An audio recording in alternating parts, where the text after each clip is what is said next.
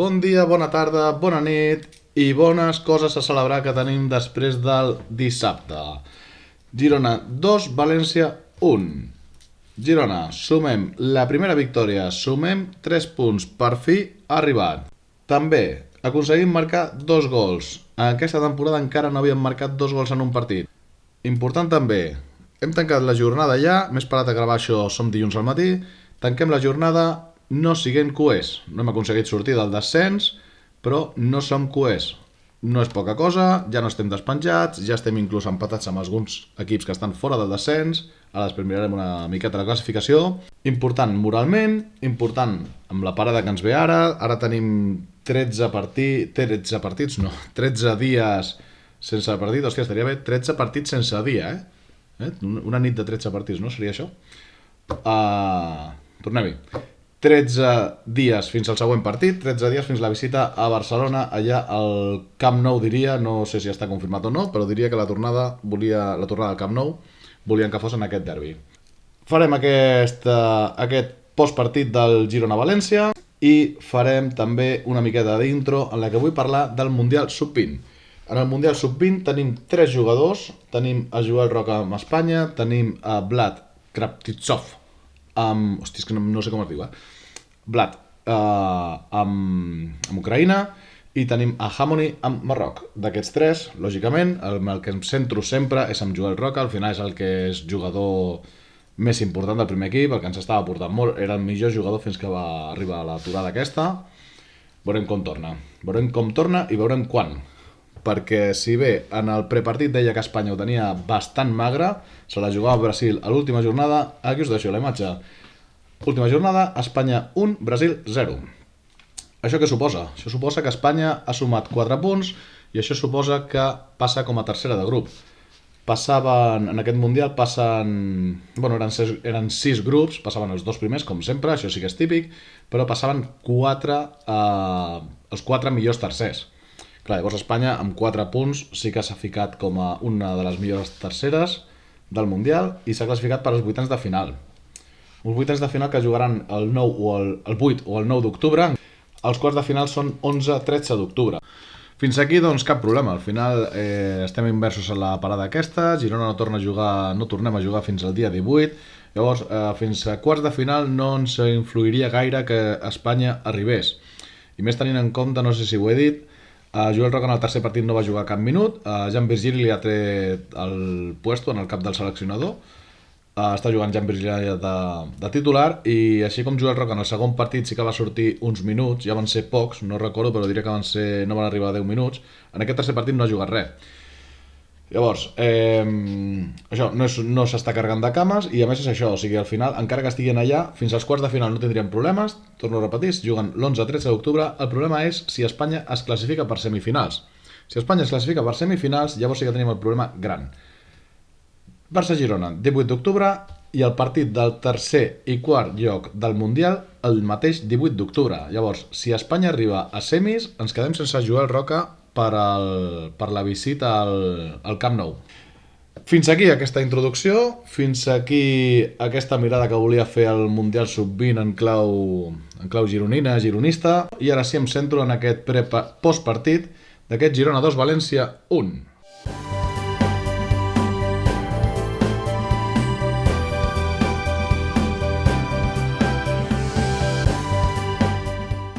Doncs vinga, ens centrem ara ja sí en el postpartit, en aquest Girona 2, València 1. Com deia a la intro, moltes coses a celebrar.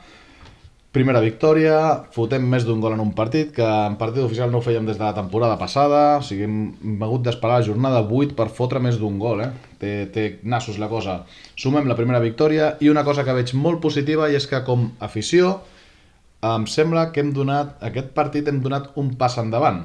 Al final l'equip estava patint molt els últims, anava a dir 10 minuts, però amb l'afegit que ha fotut poder han sigut gairebé 20. Estàvem patint molt sobre la gespa i, hòstia, crec que des de les grades els hem donat una energia extra. Mitchell ho ha dit a roda de premsa i jo espero que es mantingui. Hem estat recolzant l'equip d'una manera que feia molt que no ho veia. I feia molt que no ho veia lluitant per coses tan modestes com per una victòria que no ens que al final no ens ha tret de les posicions de descens. Llavors, sembla que és com una prova de maduresa, com a afició, de recolzar l'equip, encara que la fita, l'objectiu, no sigui algo que en principi ens cridi molt l'atenció. Em refereixo, era molt fàcil animar en un partit de Champions, és molt fàcil animar contra un Espanyol, és molt fàcil animar contra un Barça, contra un Madrid, és molt fàcil animar quan t'estàs jugant entrant a Europa, fer alguna històric com entrar a Europa. Ara bé, sembla que hem fet com un pas endavant en aquest sentit i hem aconseguit veure l'important que podem arribar a ser l'afició. Com dic, jo crec que l'equip estava bastant fos i que els nostres crits des de les grades van donar un extra d'energia que, bueno, jo crec que si l'actitud del públic no hagués sigut aquesta, ningú sap què hauria passat, però jo crec que hauria sigut més fàcil que ens haguessin empatat el partit, que haguessin baixat els braços amb l'1-1 inclús. Com a positiu també això, la reacció, o sigui, al final t'avances 1-0, estàs fent un bon partit, et cau l'1-1 i l'equip no baixa els braços, l'equip continua i l'equip va a buscar el partit i va a guanyar. Què em va agradar? Em va agradar molt l'actitud en quant a que, hòstia, sembla que hem canviat una miqueta, ja no ens sobra tant de toc, no busquem una possessió excessivament llarga ni possessions estèrils que avorreixen a tothom.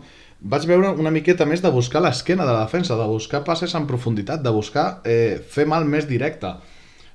I m'agrada la versió que vam donar, m'agrada ofensivament, em va agradar bastant la proposta i la manera de plasmar-ho al terreny de joc. Una altra cosa és defensivament. Defensivament, les centrals bastant bé, però sí que som un drama a pilota aturada, o sigui, cada cop que el València llançava un córner, hi havia remat segur, i si no hi havia remat des de dins, la pilota que hi havia a la frontal, sobretot a la segona part, va ser un bombardeo a la porteria de Gazzaniga.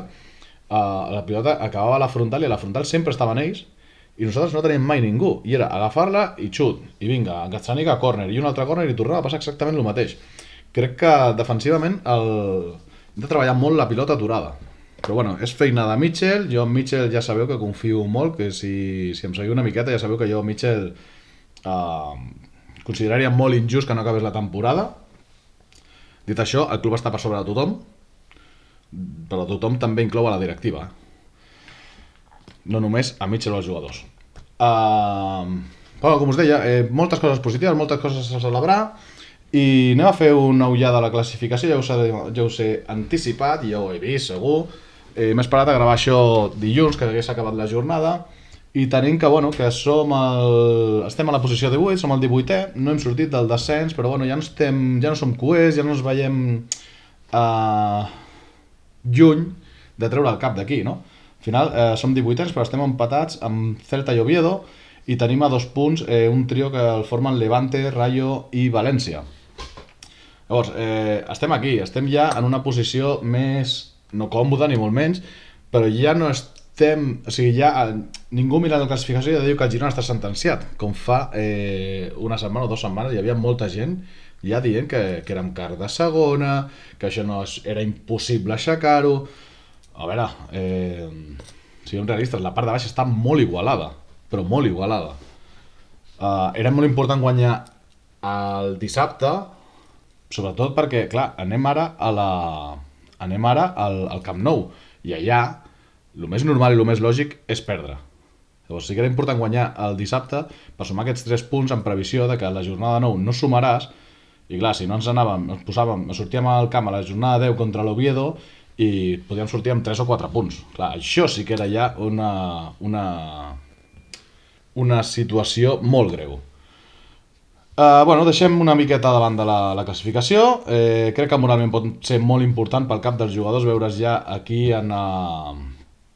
prop de treure el cap, no, del descens, i més ara que venen, bueno, fins al dia 18 no tornem a jugar. Al final són molts dies amb entrenaments i, bueno, no plantilla completa perquè, bueno, anirà molts amb seleccions, però sí que pot aprofitar aquests entrenaments per créixer amb una relativa tranquil·litat de que, bueno, ja has trencat, ja has fet la primera victòria, ja sembla una altra cosa. Sobretot, jo m'agafo molt aquesta, no? Les últimes 3 jornades, 5 punts de nou. No és una ratxa espectacular ni molt menys, però hòstia, són uns números ja d'equip de primera, no del que semblàvem ser. Vaig a mirar una miqueta l'11, comento, tornem a la línia de tres centrals, molt a favor, molts ho demanàvem fa temps, i en els últims partits coincideix amb la millora de rendiment de l'equip i amb la millor imatge de l'equip. Hem passat a jugar amb tres centrals i dos carrilers. Fins la lesió de Francesc, Francesc Reis Blind, amb Arnau de carriler dret i Àlex Moreno de carriler esquerre, Witsel i Van Martín, que sembla que serà la parella oficial, i del davant, després parlaré de noms, Asprilla, Banat i Porto. Bé, continua faltant, no rasquem al mig del camp, la parella Witsel i Van Martín no són una parella de rascar, de destruir, de tallar joc rival, i és el que trobo a faltar. Espero que el mercat d'hivern, allà al gener, que se solucioni i portin algú en aquest forat que se'ns crea aquí al mig, perquè, o sigui, encara que juguem a tres centrals i aquest millorat la imatge, tampoc no es veu un equip molt sòlid darrere. Sí que s'ha de remarcar, Francesc, els minuts que va estar molt bé. Francesc, jo crec que una putada la lesió, perquè hosti, li ha costat molt fer-se el forat, i quan semblava que se l'havia fet i que s'havia guanyat la confiança de Mitchell, ara cau una lesió, diuen que és un esguins força greu, a veure de quin temps parlen, espero que avui ja es digui alguna cosa. Resta de defenses, Vitor Reis, cada dia el veig millor, veig que va donant passes endavant, no és un central físic, sí que és veritat que pateix molt quan té un davanter d'aquells troncs que li va al xoc, allà sí que pateix molt, però a mi m'està donant molta més seguretat, està fent passes endavant considerables, i crec que, ja ho vaig dir, crec que aquest noi ha d'anar jugant, i la manera de fer-lo jugar realment al final és amb aquesta línia de 3. O sigui, Francesc ha de jugar sí o sí perquè està en un estat de forma espectacular, veurem ara la lesió quant temps el té fora i com torna, però és que Vitor Reis el veig també que ha de jugar, i inclús destacaria Blind, que amb totes les seves mancances físiques, amb tota la seva falta de velocitat normal, completament normal, porta uns partits que, hòstia, treu la pilota molt bé, és un tio molt intel·ligent, és que ha jugat a uns nivells molt alts, llavors això ja se li pressuposa, no? Se sap que ho ha de fer. Però, hòstia, aquesta línia de tres centrals a mi m'agrada molt, igual que Àlex Moreno, últimament estic veient més fi al carriler, i d'Arnau Martínez tinc sensacions contraposades, no? O sigui, al final s'està destacant molt el seu gran partit.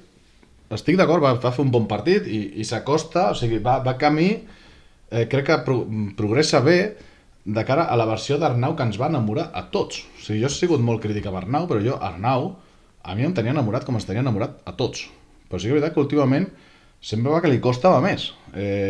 No sé si són egos que diu Mitchell, no sé què és, no sé si són fums, no entraré en coses, no vull posar etiquetes, però sí que no estava donant la seva versió ni molt menys. També és veritat que l'equip tampoc l'estava donant. A veure si continua i si agafa aquell Arnau que era, no? Aquelles ganes, aquella energia. Però el que deia és això, o sigui, va fer un bon partit, però jo, quan marxa Francesc, que ell passa a ser el central, em fa molta gràcia, perquè Hugo Rincón, que ocupa la posició que ocupava Arnau fins a aquell moment, em fa gràcia perquè Arnau, als 5 minuts, li estava dient a Hugo Rincón que, puja, però li deia com una manera com dient, què haces aquí, tio?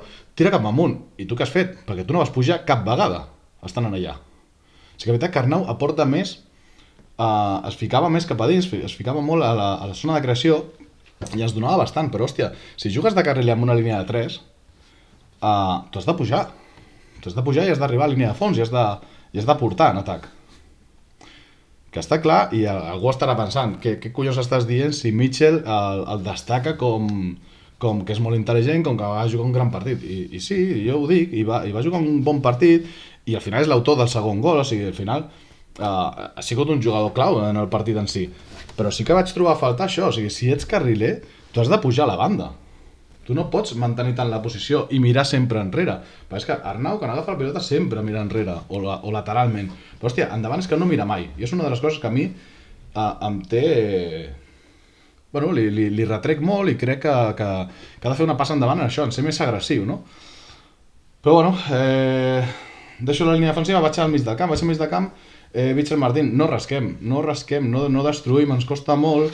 Mitchell sí que és veritat no va fer mal partit, jo no sé, se l'està criticant molt, jo tampoc vaig veure un partit tan dolent, però sí que és veritat que no rasquem, però és que al final és que cap dels dos ha sigut mai un jugador de ser un mig centre destructor aquí, no? Que és el que ens fa falta. Després la resta, bueno, va anat molt bé, va anat de mostra, el que fot és un golaç de l'hòstia. Pensem a més que és que la pica amb la dreta. Ell és esquerrà, la pica amb la dreta i la pica amb una violència i la col·loca, però o sigui, és un golaç espectacular i per fi tenim un davanter que es pot generar un gol ell solet, perquè al final no és que sigui un remat des de dins de l'àrea fàcil o una bona jugada per banda que li deixin ensafat el gol o... no, se'l crea ell, perquè és ell el que va, si no recordo mal, va ir a la pressió, va mig xocar i és el que se'n pot... O sigui, no sé, és un gol que se'l crea ell sol del no res gairebé. I a més, doncs, continua amb la resta, no? El que sempre dic, que és que participa molt del joc col·lectiu.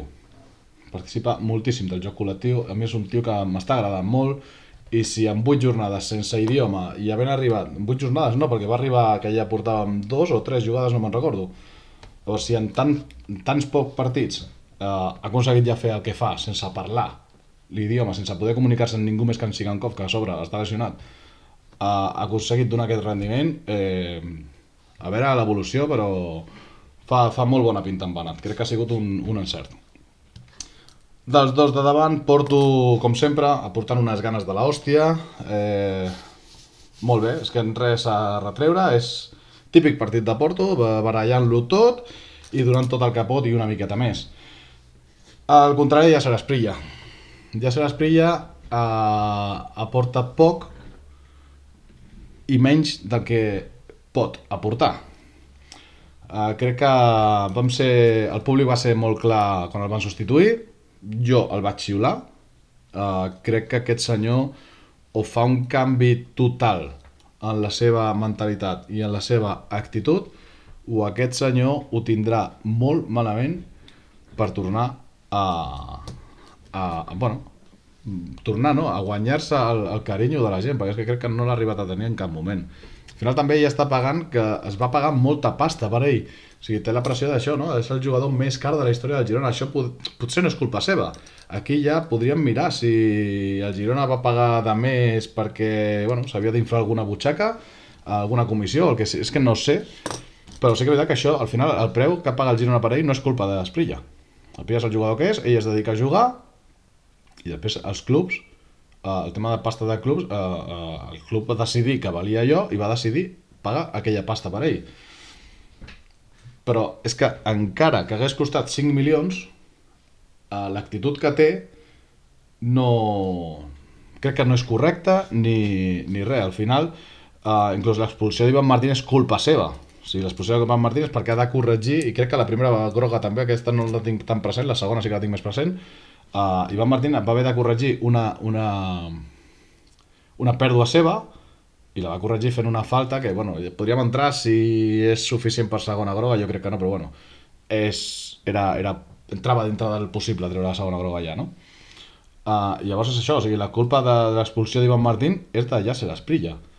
I el tio és que va passejant pel camp, o sigui, vam tenir alguna contra que van corria com un boig, que Ivan Martín corria tot el que pot, que Ivan Martín tampoc és un jugador molt ràpid, i veia Asprilla per l'altra banda que no... O sigui, anava al tran-tran, no forçava per córrer, no forçava per esprintar, no forçava per arribar a recolzar aquella jugada. A mi em desespera molt, em continua desesperant molt. Esperava més d'ella aquesta temporada, perquè pretemporada sí que és veritat que se'l veia com més... I inclús als partits sí que se'l veu que defensivament sí que baixa més, intenta portar més en defensa, però després té unes actituds que no... com de deixar-se anar, com que tot li sua la polla. Anem a dir-ho així, clar. Sense més, aquesta ha sigut la meva valoració així de l'11 inicial en si.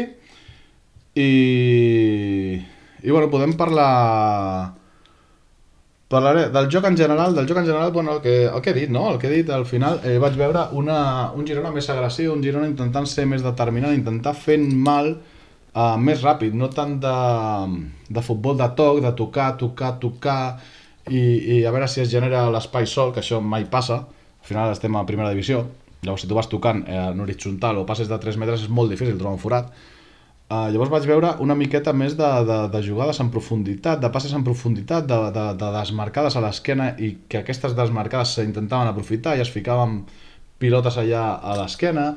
Vaig veure més canvis de joc des de diagonals, des de darrere cap endavant. Vaig veure, en definitiva, un Girona amb més ganes de fer mal. No va ser un partit en què tinguéssim una gran possessió, no tinc les dades, però no va ser un partit on tinguéssim una gran possessió, però sí que va ser un partit on crec que vam generar bastant. Vam generar bastant en atac, vam intentar generar bastant en atac. Si mirem els tirs a porta, segurament el València ens passa per sobre, perquè sobretot a la segona part va haver-hi uns minuts que allò era un bombardeig constant. No he parlat de Gazzaniga, crec que no fa falta. Partidàs una altra vegada de l'argentí, o sigui, aquest tio ha sigut portar-li competència real, s'ha vist ell pressionat i bueno, ha tret la seva millor versió. Jo feia molt de temps que no veia un Gazzaniga o sigui, amb la regularitat que està mostrant últimament, és que porta partidàs tras partidàs. Veurem el que li dura, esperem que molt. Jo, bueno, ho he dit i està gravat, he dit més d'una vegada que jo esperava que darrere d'aquest peron que ens ve ara de seleccions que jugués ja Livakovic al Camp Nou. Ara mateix jo no sé què faria, sincerament, perquè és que porta aquests 5 punts de nou, ell és responsable de molts d'ells. Veurem què fa Mitchell en la visita al Camp Nou. Ara sí m'agradaria fer una cosa que no he fet, bueno, la faig normalment però sense remarcar-lo tant. Destacaré 2 noms propis, destacaré 2 jugadors en clau positiva i 2 jugadors en clau negativa. Els noms propis del partit del Girona. Qui ho ha fet bé? Qui ho ha fet malament? Els cunyats de Montilivi et donen la seva opinió. Doncs vinga, som-hi. Per mi, en clau positiva, destaco. Què destaco? Doncs destaco Banat i Gazzaniga. Al final destaco el que és més important en un equip. Sempre s'ha dit, per ser la contundència a les àrees és la que determina el resultat d'un partit. I a València la vam tenir. Vam tenir contundència dalt amb Banat, que ja ho he anticipat. Per mi, gran davanter. Veurem la seva progressió. Si continua progressant així, cuidado que tenim un senyor davanter amb el que espero que duri temps aquí. Espero que no sigui com el cas d'Òbic, que, tampoc, no crec que arribi als números de Dòvic, ja ho he dit més d'una vegada, però espero que no sigui un cas d'Òbic de que vingui, faci una molt bona temporada i el venem per X milions. No entraré a valorar quantitats de diners, però espero que es doni uns anys aquí, 2, 3, 4 temporades, perquè també és difícil d'anar canviant posicions tan claus com la davanter centre i de tenir que encertar cada any. Ja vam veure que ens va passar l'any passat, que et vas gastar al final entre Miovski i Haver, et vas gastar uns 20 quilos, o sigui que vas gastar més de la meitat del que vas ingressar per Dòvic i vas aconseguir un resultat bastant pèssim.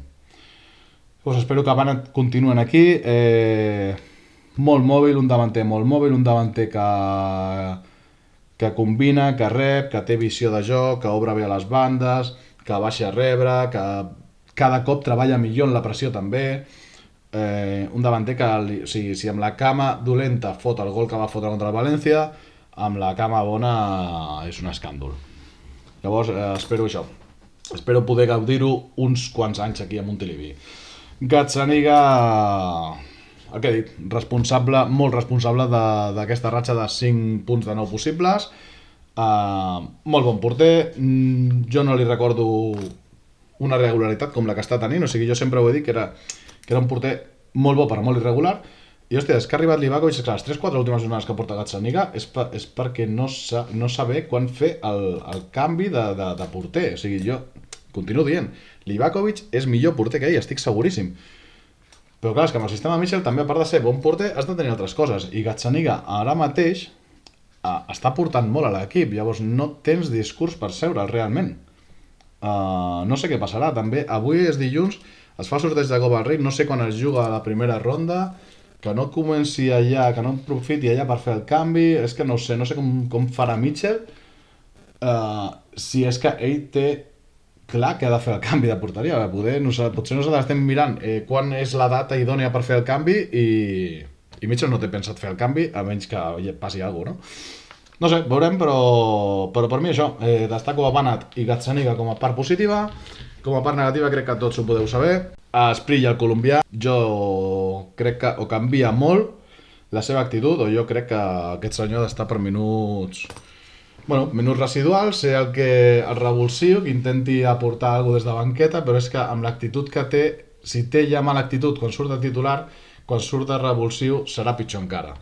No espero res, sincerament, ja d'Esprilla. Per mi, venta clara en quan es pugui.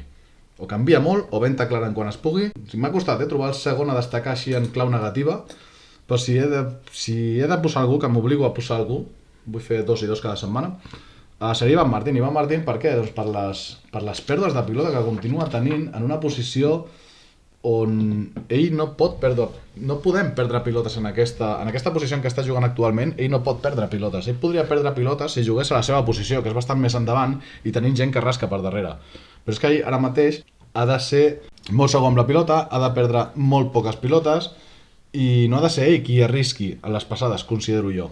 Llavors, és que a més hi ha una cosa, és que perds pilotes però no per arriscar amb passades, perquè si tu arrisques en una passada que pot ser determinant de deixar sol a l'extrem per la banda, de deixar sol al davantell en un cara a cara amb el porter, doncs mira, cap problema, tallant una passada, vale. Però és que les pèrdues d'Ivan Martín normalment són per excés de conducció, i excés de conducció en la zona on està jugant i tenint al costat a Witsel, que físicament l'home ja dona pel que dona, són tot jugades perilloses pel contrari. Llavors, Ivan Martín aquí ha de canviar la mentalitat. No ha de ser fàcil, perquè és que al final no és la seva posició. Al final ell està pagant una planificació esportiva dolenta, una temporada més, i està havent de jugar en un lloc on segurament no se sent còmode i on no té les qualitats idònies per jugar en allà. O sigui, l'Ivan Martín és un parche allà i ho pagarà. I ho estem pagant nosaltres com a equip.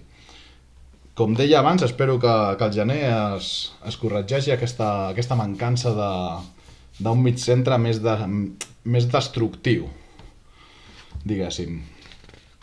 I bueno, crec que no em deixo més. Aquest postpartit m'ha allargat bastant, però tenia moltes ganes perquè al final estic de subidona amb aquesta victòria, estic ja veient les coses amb una sensació molt diferent. Estic content i estic veient un equip que va molt més, i tant l'equip com nosaltres com a afició. Crec que hem d'aconseguir que de Montilivi s'escapin pocs punts. Següents jornades són Barça a fora i després ens ve a visitar l'Oviedo. El més fàcil és perdre allà al Camp Nou, tornar a ser cuers gairebé, és molt possible. I després ens ve aquí l'Oviedo, que serà un altre partit clau en el que hem d'aconseguir entre tots, tant els que surten a la gespa com els que entrem a les grades i posem el cul a aquelles cadires calents com un forn, mare meva, la cremada que ens van fotre. Això, que treballem tots junts per treure endavant els 3 punts en el següent partit de casa i aconseguim fer de Montilivi un fortín com ha sigut diversos anys on s'han fonamentat les grans temporades del Girona, els partits a casa. Sense més, jo estic molt content, espero que vosaltres també, i deixo aquí aquest postpartit que ja s'està fent massa llarg. Salutacions, ens veiem aviat.